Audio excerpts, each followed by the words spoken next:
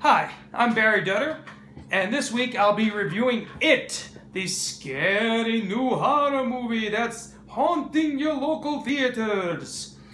I liked the first 2/3 of It. I thought it all kind of fell apart in the end. I'll tell you why. The last hour or so of this film consists of a monster chasing 7 kids around in a haunted house and never actually catching any of them. It basically degenerates into a Scooby-Doo episode at the end, only with more kids and less talking dogs.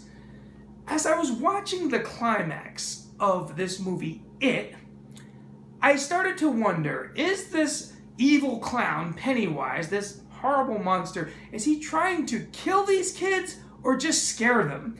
Because it sure seemed to me like he was just trying to scare them.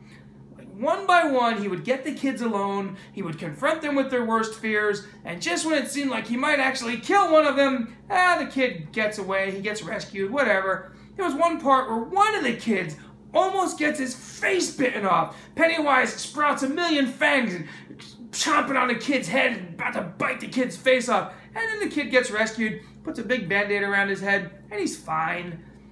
So as I'm watching the climax of It, it occurred to me, none of these kids is in any danger whatsoever. Basically, they've brought out the old trope from Nightmare on Elm Street Part 1, where if you're not afraid of the monster, he can't hurt you. Now that trope was old back in 1984-85 when the first Elm Street came out. But here, it gets rehashed yet again. And, you know, sure enough, one by one, all the kids figure out that if they are not afraid of Pennywise and if they stick together, they'll all be fine.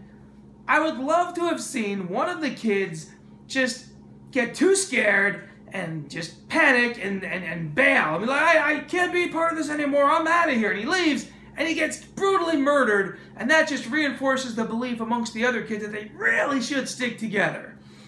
And I did think there were too many kids in this movie. 7 kids is too many main characters. You could easily have lost a couple, and I wouldn't have missed them at all. I thought that the only reason to have 7 kids in a movie, in a horror movie, is if you're going to kill a couple of them. Otherwise, it's just too many. And that one kid who almost got his face bitten off had the least personality of any of the kids. Nobody would have missed him, trust me. The movie starts off really strong with Pennywise as this incredibly effective child murderer. The first scene, he's hiding in the sewer, and he sees little Georgie, and he lures him toward the sewer, and he rips Georgie's arm off brutally, and he drags the kid into the sewer and viciously murders him. We establish Pennywise can kill any kid anytime he wants, especially if the kid is alone. And, you know, throughout the course of the film, we see Pennywise kill a couple of, people. He kills Georgie in the beginning, he kills that one bully kid in the cave, and then there's reports of a couple other kids who go missing here and there. But for some reason, he can't touch these 7 kids who are the main characters. They're completely protected. It's like they have a force field around them, or a guardian angel or something. He can't touch these kids. So that was kind of, anticlimactic. It was disappointing. Where's the suspense if you know the 7 kids can't be hurt? Now, I would like to try and figure out what Pennywise's scheme was in this movie. Through the course of the film, we established that in the town of Derry, that there is a brutal massacre every 27 years. That Pennywise has a schedule that he sticks to. Every 27 years comes back, and there's a huge massacre where dozens or even hundreds of people are killed, most of them children. We established that. Somehow, when he comes back 27 years later, somehow there is a next generation of kids for him to kill. I don't know where this next generation is coming from. If he's killing the current generation of kids every 27 years, where's the next generation coming from? I don't know. Now, in the film, it doesn't seem like Pennywise has a plan, aside from some random killings. He doesn't seem to be building up to anything. I think the film would have been a lot more effective if we found out that Pennywise had some huge massacre plan, like he was going to attack a parade or a festival, a carnival, something where there'd be a lot of children present, and he was just going to kill hundreds of people in one fell swoop, as is his MO. And then, you know, some people might say to me, well, of course Pennywise was trying to scare the kids in the movie because that's the source of his power, is their fear. I get that. But Pennywise is an all-powerful shapeshifter who can turn into literally anything. He can become your worst nightmare. Why would he need to be more powerful? He's already so powerful, he can turn into anything. So, if you can try and tell me, oh, well, he was just trying to gradually scare the kids so that gradually their fear would build up and his power level would build up, blah, blah, blah, blah. And that's all a bunch of malarkey because none of that's in the movie.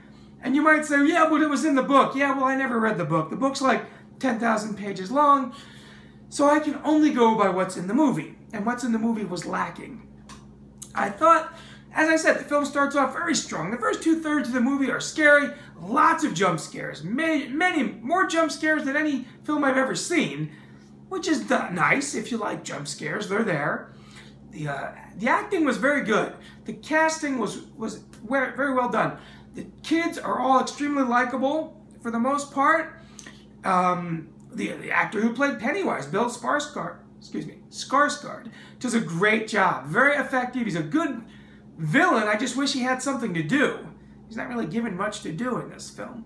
I thought the makeup was good. The special effects were good. I was surprised that the movie has an anti-fat bias. I'll tell you what I mean.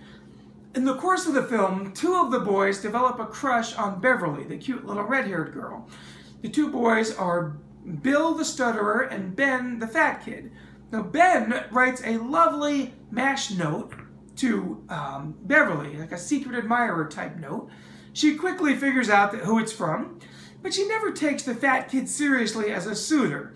Instead, she focuses her attention more on Bill the stutterer, who is skinnier and more traditionally what she would go for.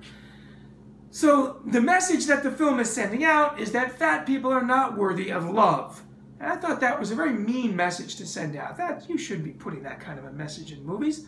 Hopefully in the sequel, when it's 27 years later, maybe Beverly ends up with the fat kid as an older guy. We'll see. So that's my take on It. I thought It was pretty good. The young kids seem to love it, so I guess It is the movie that the next generation of horror fans was looking for. It has a lot to recommend about it. The performances, the special effects, etc. Some good scares. But overall, It left me disappointed. Hopefully the sequel will be better. That's it for me. I'll see you next time. This is Barry Dutter.